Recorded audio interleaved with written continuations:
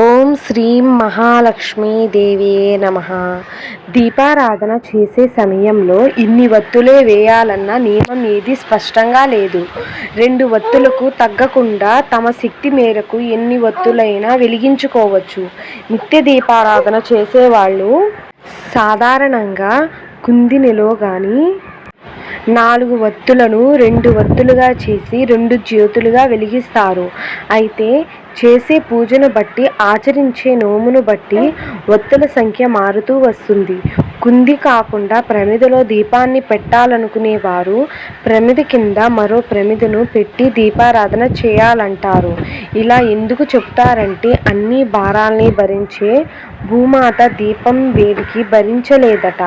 అందుకే వేడి తగలకుండా 2 ప్రమిదలను ఒకదాని మీద ఒకటి ఉంచి వెలిగిస్తారు. ఆ దీప జ్యోతి ఉత్తర దిశగా ఉండేలా పెడితే సర్వకార్యాల్లోనూ విజయం లభిస్తుందని, తూర్పు దిశగా పెడితే ఆరోగ్యము, మనశ్శాంతి లభిస్తాయని నమ్మకం.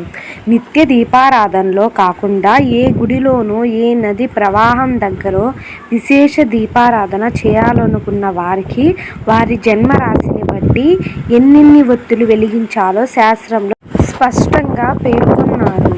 మేష, కర్కాటక, ధనుస రాశుల వారు 3 వత్తులు, వృషభ, కన్య, కుంభ రాశుల వారు 4 వత్తులు, సింహ, వృశ్చిక, మీన రాశుల వారు 5 వత్తులు, తులరాశి వారు 6 వత్తులు, మిథున, మకర రాశుల వారు 7 వత్తులు వేసి వెలిగించాలని మన శాస్త్రంలో చెప్పబడింది.